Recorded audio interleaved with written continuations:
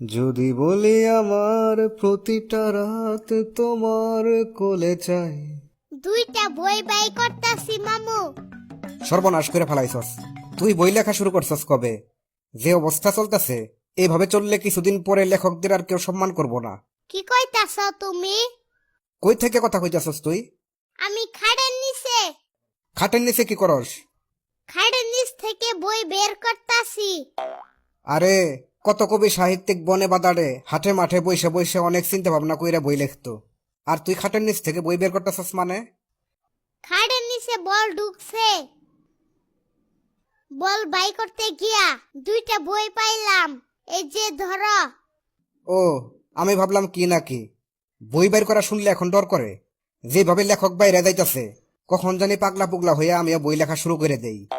তোমার যে মাথা আর কথা, কি কও কিছুই বুঝি না। পাগলা মামু।